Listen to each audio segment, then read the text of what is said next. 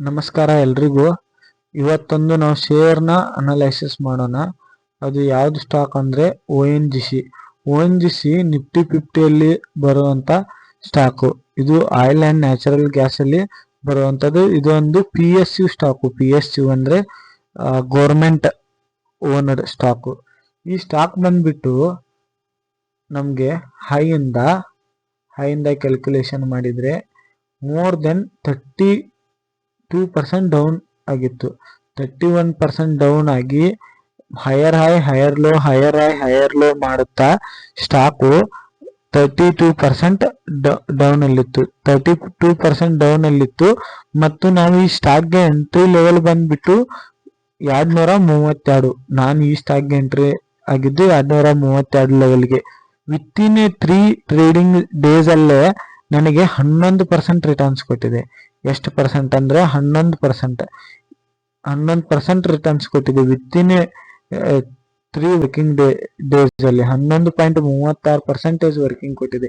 ಈ ತರ ನೀವು ದುಡ್ಡು ಮಾಡಕ್ಕೂ ಶೇರ್ ಮಾರ್ಕೆಟ್ ಬಿಟ್ರೆ ಮತ್ತೆಲ್ಲೂ ಸಾಧ್ಯ ಇಲ್ಲ. ಈಗ 11% ನಾವು ವರ್ಷ ಪೂರ್ತಿ ಬ್ಯಾಂಕ್ ಅಲ್ಲಿ FD ಇಟ್ರೆ 11% 12% ಕೊಡ್ತಾರೆ ಅಷ್ಟೇ. ಆದ್ರೆ ಸ್ಟಾಕ್ ಮಾರ್ಕೆಟ್ ಅಲ್ಲಿ ನೀವು 1 ದಿನಕ್ಕೆ 2 ದಿನಕ್ಕೆ ತೆಗಿಬಹುದು ವಿತೌಟ್ ರಿಸ್ಕ್. ನಿಮ್ ತಲೆಯಲ್ಲಿ ನಾಲೆಜ್ ಇದ್ರೆ ನೀವು ವಿತೌಟ್ ರಿಸ್ಕ್ ದುಡ್ಡು ಮಾಡ್ಬೋದು. ಇಲ್ಲ ಅಂದ್ರೆ ನಿಮ್ ತಲೆಯಲ್ಲಿ ನಾಲೆಜ್ ಇಲ್ಲ ಅಂದ್ರೆ ನೀವು ವಿತೌಟ್ ನಿಮ್ಮ ಅಮೌಂಟ್ ಎಲ್ಲ ಲಾಸ್ ಮಾಡ್ಕೊಂಡು ಹೋಗ್ತೀರಾ. ಫಸ್ಟ್ ಯಾವತ್ತಿದ್ರು ಕಲಿಯೋದಕ್ಕೆ ಟ್ರೈ ಮಾಡಿ.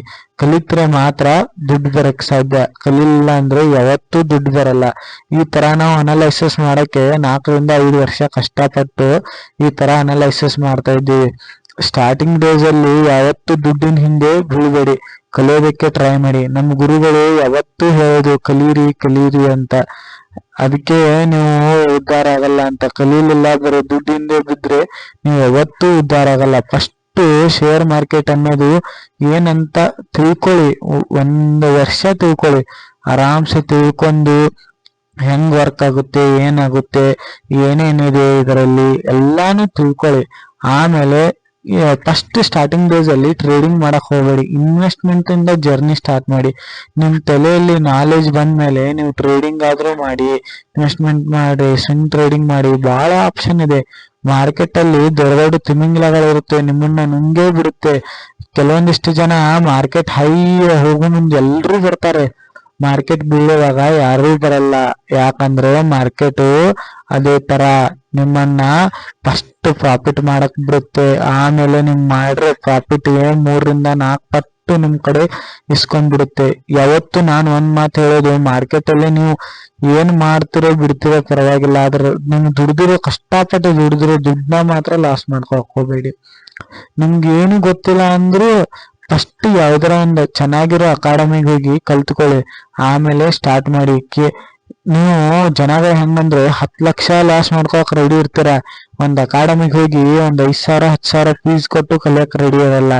ಅದೇ ಸ್ವಾಮಿ, ನೀವು ಹಂಗ್ ಮಾಡೋದ್ರಿಂದಾನೇ ನಿಮ್ಗೆ 10 ಲಕ್ಷ 20 ಲಕ್ಷ ಲಾಸ್ ಆಗ್ತಾ ಇರೋದು. ನೀವು 10,000ಕ್ಕೆ ಶಾನೆತನ ಮಾಡ್ತೀರಾ. 10,000 ಕಲ್ತಿದ್ರೆ ನಿಮ್ಗೆ 10 ಲಕ್ಷ ಲಾಸ್ ಆಗ್ತಾ ಇರ್ಲಿಲ್ಲ. ನಮ್ದು ಉದ್ದೇಶ ಇದೆ, ಎಲ್ರೂ ಸ್ಟಾಕ್ ಮಾರ್ಕೆಟ್ಗೆ ಬರ್ಬೇಕು, ಎಲ್ರೂ ಕಲಿಬೇಕು, ಎಲ್ರೂ ದುಡ್ಡು ಮಾಡ್ಬೇಕು ಅಷ್ಟೇ. ಧನ್ಯವಾದಗಳು.